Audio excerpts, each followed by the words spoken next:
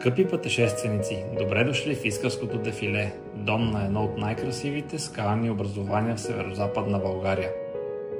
Представям ви природната забележителност Ритлите, място, което ще ви остави без дъх със своята красота, история и величие.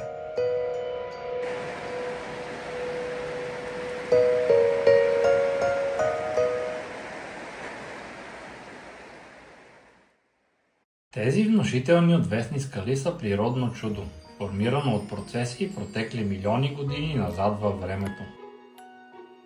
Те са изградени от изключително устойчив варовик, чието форми са изваяни от въздействието на природните сили.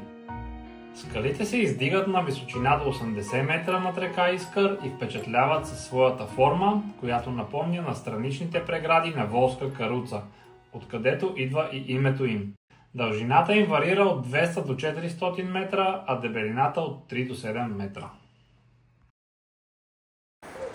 Според старо предание, някога тук е имало желязна врата, която затваряла пътя към древната българска крепост Сердика. Мястото било известно с мистичната си сила и непристъпност, врата към един свят, който пази тайните на миналото. Истината обаче е също толкова завладяваща. Ритлите наистина са играли важна стратегическа роля през вековете.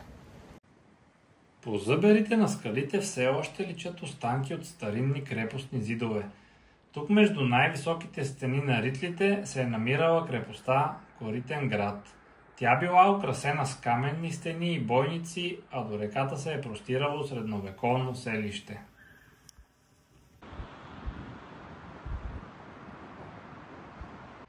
Коритен град е бил унищожен през 17 век, но останките му продължават да разказват историята на тези земи.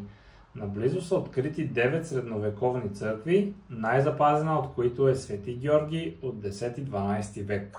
Археологическият ансамбъл е обявен за национален паметник на културата през 1979 година.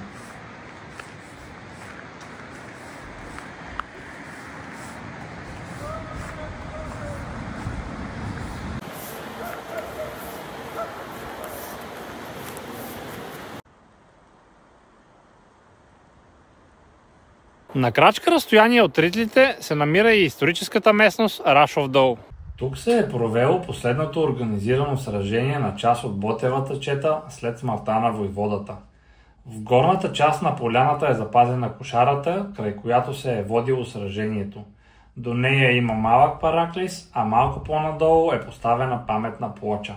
Всяка година на 3 юни в Рашов дол се провежда възстановка на последните сражения на четата.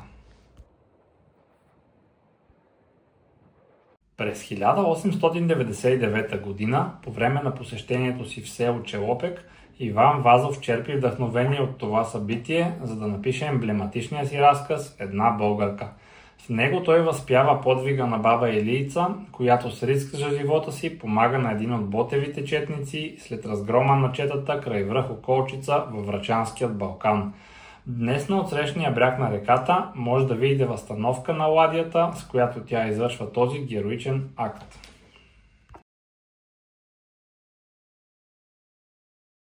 Ритлите се намират в село Лютиброд, община Мездра, на територията на природен парк Врачански Балкан.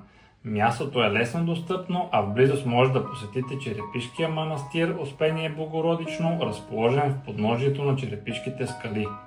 Ритлите не са просто място, те са магия, която трябва да се види, почувства и преживее. Елате и открийте тази неповторима природна забележителност. Тук историята, легендите и природата са преплити в хармония, която ще остане в сърцето ви завинаги.